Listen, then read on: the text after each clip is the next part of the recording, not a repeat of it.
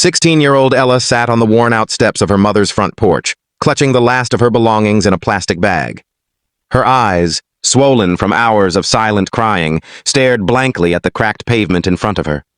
It felt like the world had just tilted on its axis, leaving her dangling in some strange, uncomfortable place she never thought she'd be. Only a few weeks ago, everything had been fine, or so she thought. She had been the center of her mother's world, the one person who mattered above all else. But that had changed the moment her mom met Jeff. At first, Ella had thought the relationship was just a phase, a brief distraction. Jeff was charming, yes, but he was also older, distant, and came with a set of baggage that Ella wasn't sure she wanted to unpack. Still, she had hoped it would pass, but it didn't. And now, she was here, sitting on her mother's porch with nowhere else to go. It all started with the little things. Her mom, once attentive and caring, began spending more time on the phone with Jeff or at his house, talking about plans for the future. Ella's own plans had never been a part of those conversations. Slowly, over the weeks, her mom stopped asking how school was going or if she needed anything.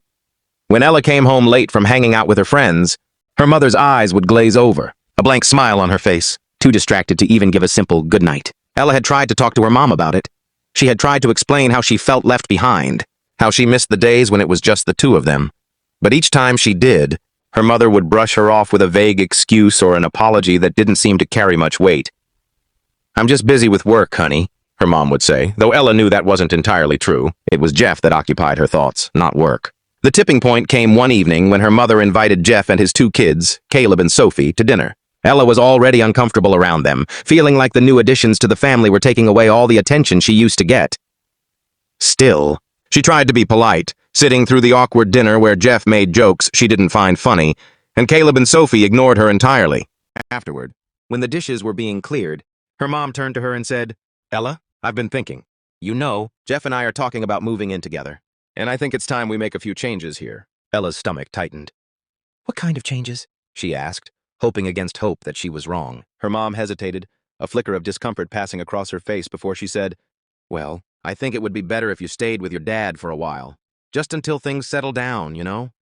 It's just that, well, Jeff's kids are going to need their space and it's getting crowded in here with all of us." Ella felt a coldness settle in her chest. "So, you're asking me to leave? Just like that?" Her mom's eyes shifted away, the words tumbling out awkwardly. "I didn't want to do this, Ella. It's just, Jeff's family is important to me, and I need to focus on them right now." Ella's heart shattered, but she held it together. She couldn't let her mom see how badly she was hurting. "I see," she whispered, the words barely escaping her lips. The next few days were a blur.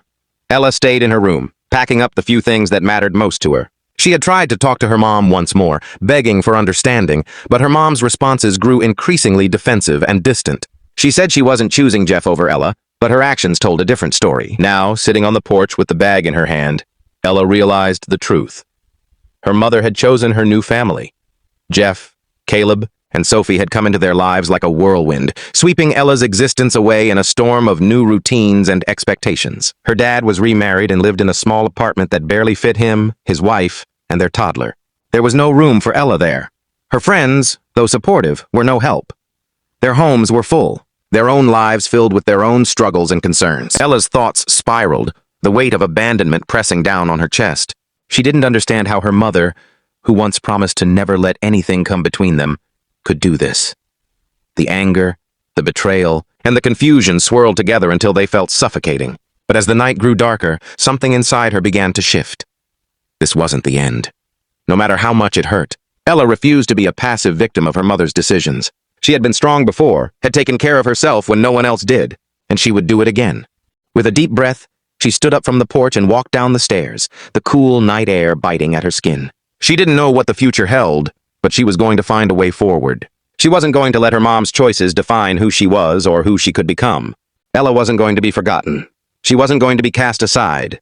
And though she wasn't sure exactly how, she was determined to find her own way, and maybe, just maybe, learn how to love herself again in the process. Days turned into weeks, and Ella found herself slowly navigating the world on her own. She crashed on friends' couches, found temporary jobs, and discovered parts of herself she never knew existed. It wasn't easy. Sometimes she felt like she was drifting, untethered to the people she once loved. But the more time passed, the more Ella realized that home wasn't just a place. It was the strength inside of her, the resilience that had always been there, waiting to be discovered. Her mother eventually called after weeks of silence, asking how she was. Ella didn't know if she could forgive her yet, or even if she wanted to. But for the first time in a long time, she knew she didn't need her approval to move forward. "I'm fine," Ella said simply, her voice stronger than she'd ever thought it could be. "And I'm doing this on my own."